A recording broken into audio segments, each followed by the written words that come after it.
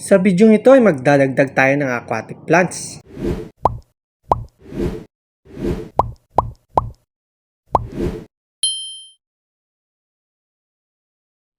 Kaya ako magdadagdag ng aquatic plants sa aking aquarium design dahil naobserbahan ko na nag-gray-green water yung tubig kapag 3 days at ito yung mga aquatic plants na ating idadagdag sa ating aquarium design.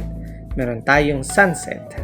Pinili kong Hygrophila sunset dahil umiiba ang kulay niya pag tumatagal. At meron tayong Medusa at lalagay lang natin siya doon sa bandang likod malapit sa ating sponge filter.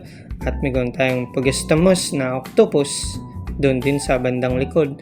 Mga ganitong aquatic plants kasi ay maganda sa pang background. At ito naman yung nakuha ko sa ilog. At meron tayong Cryptocory na brown. At hinali ko lang sa bato at ibinaon ko sa may sand. Ayan, dinagdagan ko lamang ng sand pala yan para matanim ko ng maayos yung ating aquatic plants. At meron tayong Malayan fern dito at saka sa pang background din dito sa bandang likod.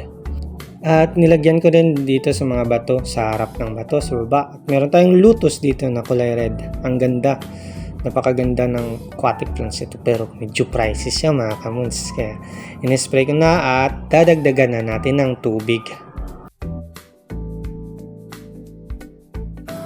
May katanungan, bakit kailangan natin magtanim? Ito ang rason.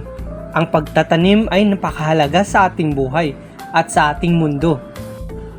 At ito naman ang mga dahilan kung bakit napakahalaga ang pagtatanim. Unang-una dyan, pagkain. Ang pagtatanim ay nagbibigay sa atin ng pagkain mula sa mga prutas at gulay. At pangalawa ay oxygen. At ang pangatlo ay malinis na hangin at pagkontrol ng erosion at marami pang iba.